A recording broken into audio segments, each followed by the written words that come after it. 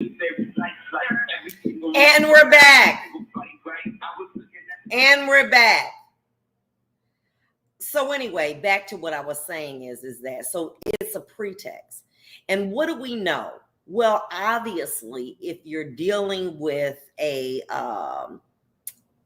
police stop, it's for a motorist. It's less risky than say if you were dealing with a homicide or a gunman that is in the house and barricaded gunman. So it's a lot safer. So what happens is it's just my opinion, that arresting people charged with gun offenses is what they consider to be cherries. What's a cherry? Well, it's kind of lingo meaning that they're going to get paid. You get me? So what it is that you will have people that say, oh, well, he was weaving in his lane, out of the lane, in the lane, or he failed to some minor traffic offense violation. Well, you ain't been concerned about that. You riding or letting people ride around here with no license and smelling like weed. But now you know that you think you can get paid off of it. Every car. Why? But you're not stopping women. The number of people that are arrested, African American males, Hispanic American males, under 40, is grossly in greater than the females. Why? They're making assumptions. So if you, a man, and you're driving in a nice car,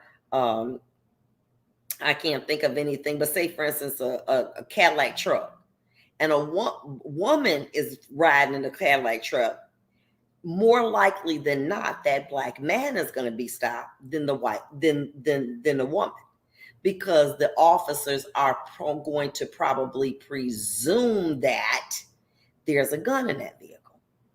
So what happens is that these individuals are now, so now there's a lawsuit that's basically saying, and he's speaking out saying, I didn't want to do that.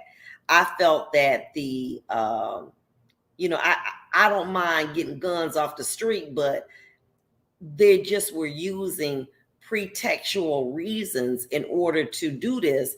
And I just didn't think that it was right.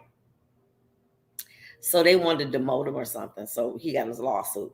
But the point remains that now you got somebody on the inside, i.e. a police, that's confirming my belief. Once I looked at that once I looked at the fact that there was money that was being given, I was like, uh-oh. And then the pandemic came. Listen. So now officers can make about $100,000 that's out there on the street. Why? Because of the time and the overtime that they're getting. Okay. So I knew that was going to occur. But what I wanted to also talk about are like reasons, like say, for instance, they may stop a vehicle for the tint is too dark. That is a technical violation. So what I would suggest to people who, you got these windows tinted, make sure that you go to a place that does them and that you ask them, is this legal? Because if that tint is not legal, and you can only have the tint if you have some kind of eye problem. So say, for instance, you have something where, the sun bothers your eyes, okay? Then you can have a tint that's on your car, because now you've substantiated by your doctor, because he's saying, that the sun can mess your eyes up, and you got a tint on your window. That is legal. There are degrees of tints. Some of them where the windows are blackened out, that's illegal. You can't have blackened out windows. And so if a car pull up on you, a police car, that is a basis to stop you, because your windows are tinted. V. Foster said glaucoma. Listen, I'm going to be honest with you. As I've gotten older, I wear sunglasses inside sometimes because the glare kind of bothers me. I don't have glaucoma.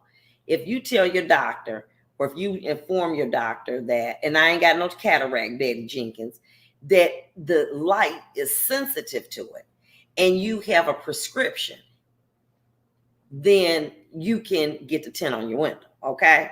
I don't have no cataract or no glaucoma. But if I did tell my doctor, my ophthalmologist, you know what?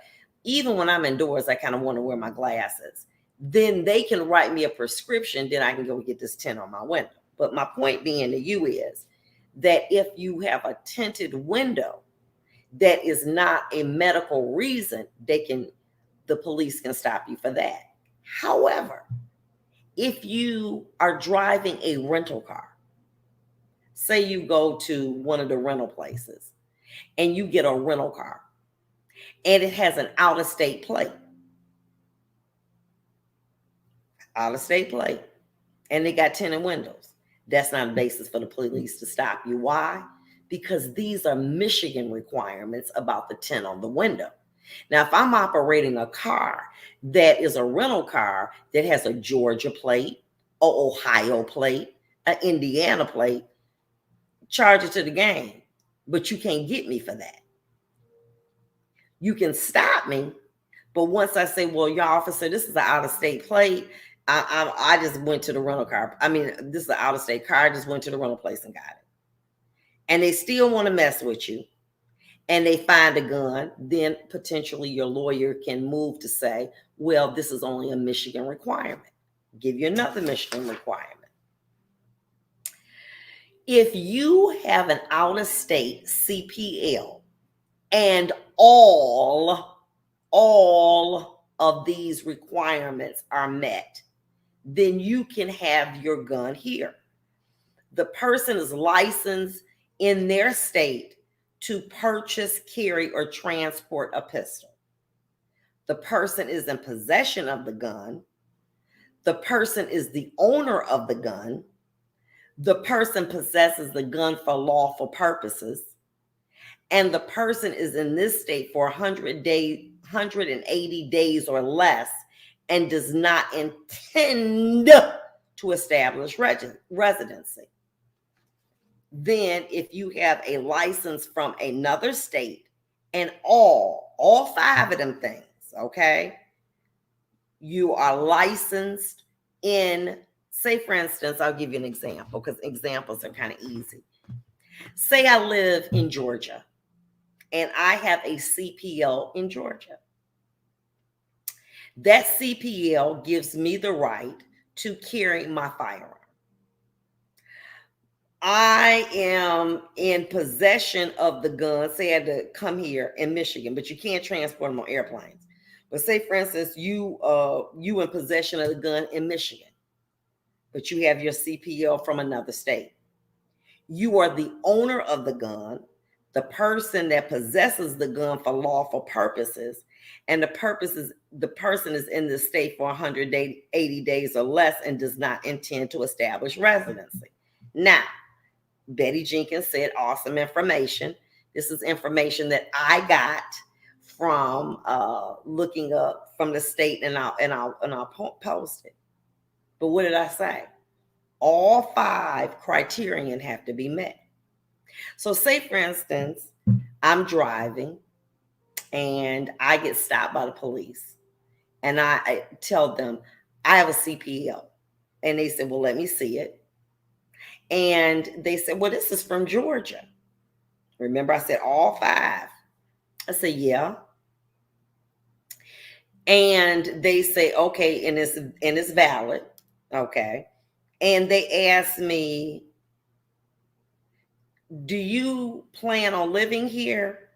And you say, yeah, I'm moving back. I want to live here. Then you're in violation of this. You have to say, or it has to be, not say, that you do not intend to establish residency. What about I have a CPL from Georgia, but I let my cousin hold my gun that's in the car? Only you can be in possession of that car. Obviously, it has to be for a lawful purpose. But you cannot be in the state of Michigan for 181 days. So the first thing that the police gonna say, well, why are you here? Well, I'm thinking about I'm moving back to Detroit. It's up and coming. You think that'll be killed? Oh, so you gonna move back to Detroit? Yeah, I am. Well, how long you been here? About 7 months. You done violated the law because the person is in the state for 180 days or less and does not intend to establish residency. Now, person from Georgia have their CPL, they come here.